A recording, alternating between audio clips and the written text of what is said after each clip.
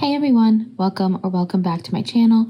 Today we are setting up my monthly spreads for February in the square journal that I got from Archer and Olive. But before we do that, I need to fill out my yearly collections.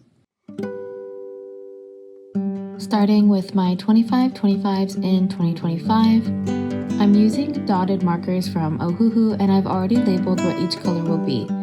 Throughout the month of January, I didn't always have these markers on me, so I tracked it in pencil first. So we're just going to erase my pencil marks and go over it in the corresponding color. I saw this spread all over YouTube and TikTok when I was getting ready to make my 2025 planner. And as soon as I saw it, I knew that I really wanted to use it. Something about the round number of 25 things that I can do 25 times, which works out to be about twice a month. It seems like less pressure, but definitely an accomplishment that I can celebrate at the end of the year that I've done these 25 habits 25 times.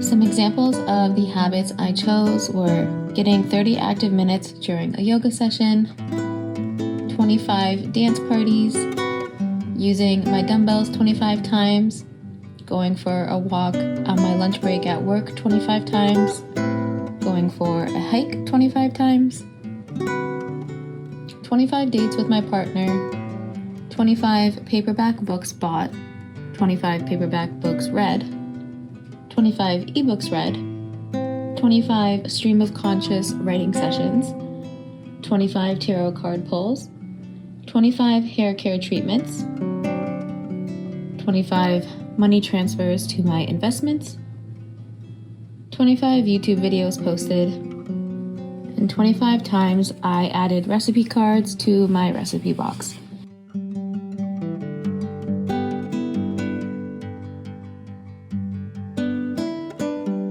Those are just a few examples of what you can use, but you can really do anything, any habit that you want to do more than twice a month, because if you go over, then that's just a bonus. This is just a minimum for what you wanted to do 25 times that in 2025.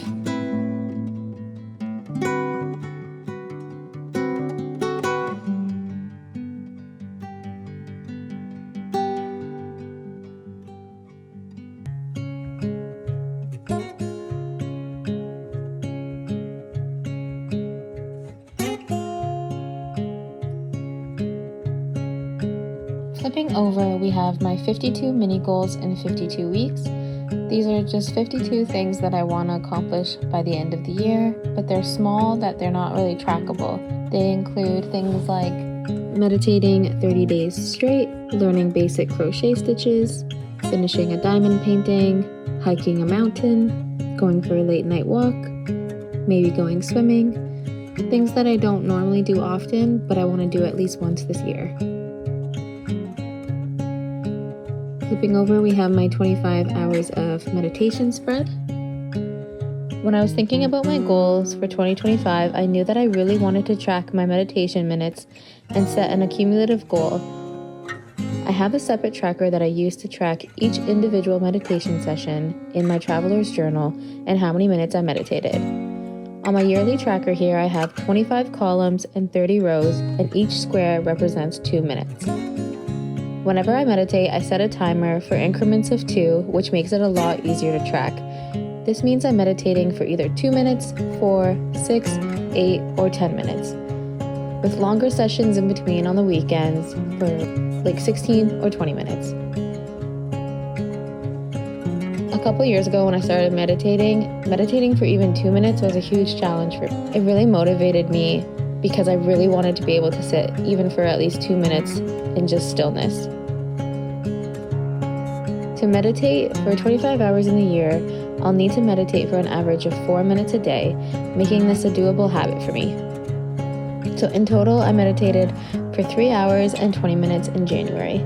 I just did the math and counted up each dot, and then I marked off where that would look like in my yearly tracker.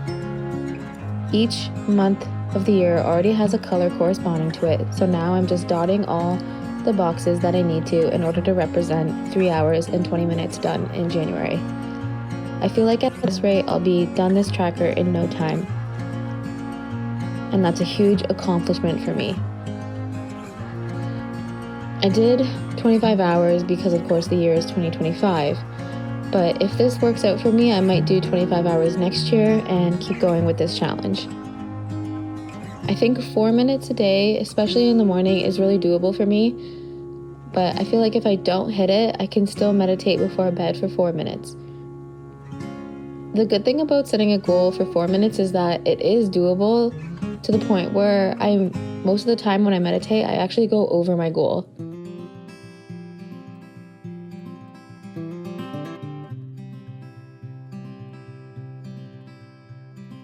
The next spread I have to fill out is my yearly self-care tracker.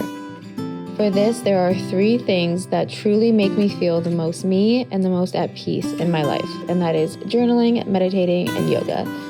This is like my trifecta. These are the things that I always go to whenever I'm stressed out or needing to reconnect with myself. I track these individual habits in my traveler's notebook, or what I call my habit tracker notebook, so I'll be using this as a reference guide for when I fill in my tracker.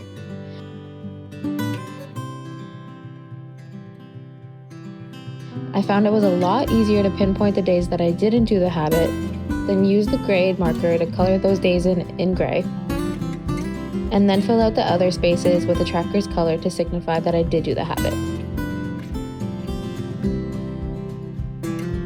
Each one of these habits improves my health in more than one aspect, so whether it's spiritual, mental, physical, or emotional, which is why I wanted to track these things specifically as they relate to self-care.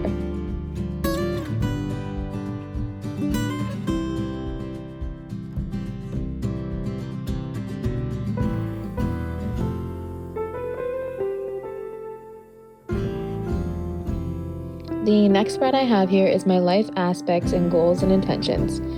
I have 20 different aspects of my life that I need to check in on periodically, so my routines, journaling, relationships, YouTube, healing, spirituality, creativity, passions and hobbies, finances, reading, my environment, so like chores, eating habits, writing stream of conscious, meditating, expansion or self-growth, my Etsy shop, yoga, my perspective, and general fitness or movement.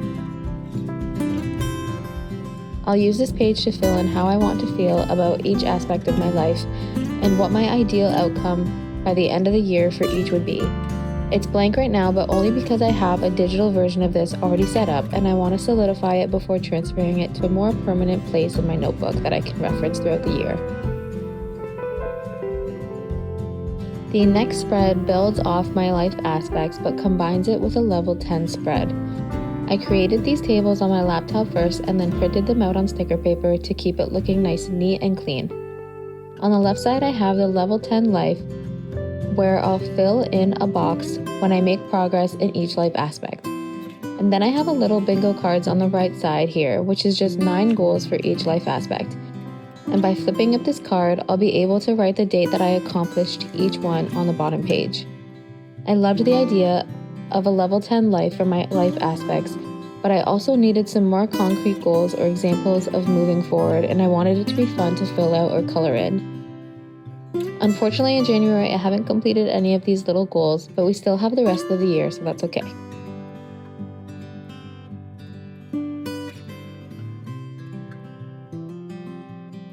Now it's time to set up my monthly spreads for February.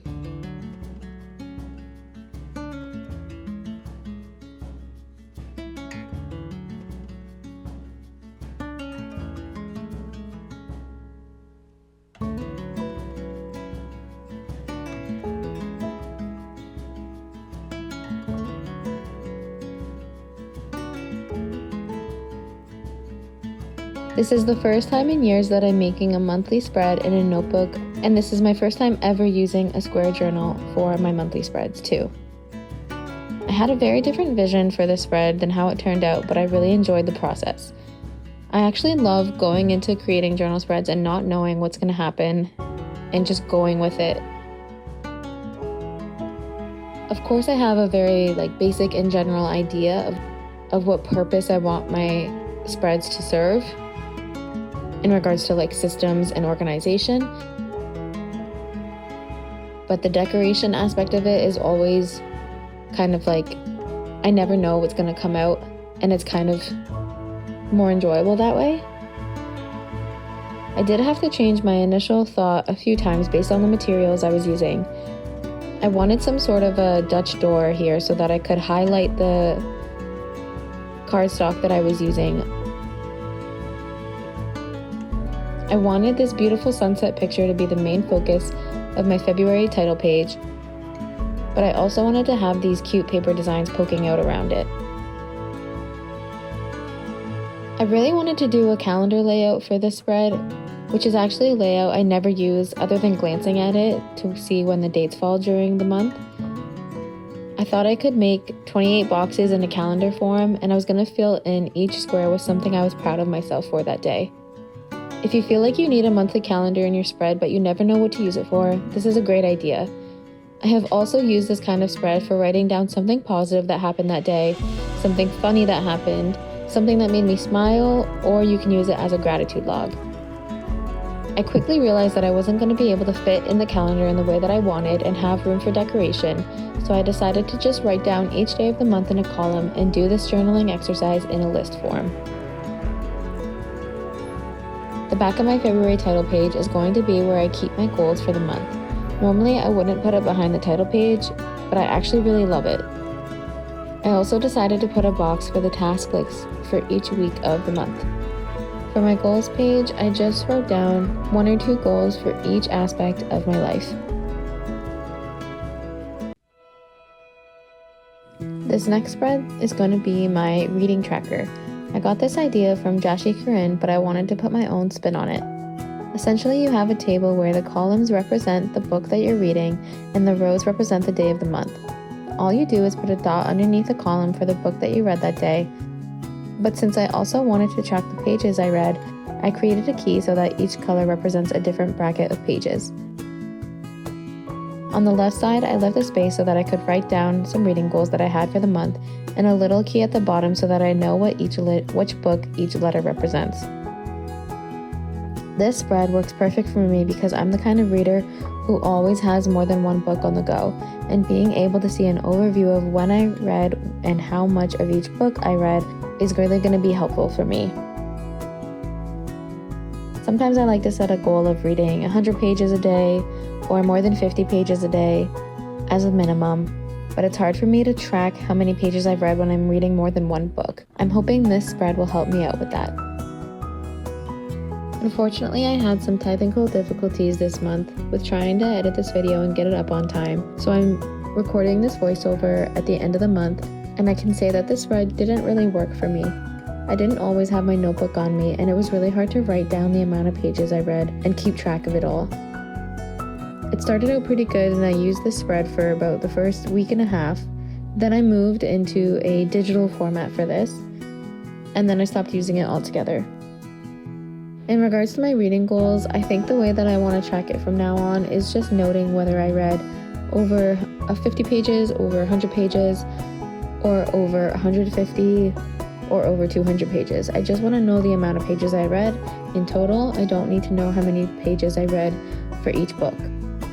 I'm also such a mood reader that I can't write down the books for my monthly TBR in pen because I tend to stray away from my monthly TBR. I'll definitely set my TBR for the month, but it's always very, very loose and just like a suggestion for me so that if I want to pick up a different book, I can. I was also coming off a really bad reading slump in the month of February because I was in this slump all of January. Normally I read an average of 10 books per month, but in January I only read 2, and one of those books was a 1-star book. So February was a bit of a hard reading month for me. If you think this spread would be useful for you, and you think that you would use it more as a digital copy, definitely let me know down in the comments below, and I can put it as a listing on my Etsy shop, whether that's as a GoodNotes template or as a Google Sheet. And now for a final flip through of the spreads.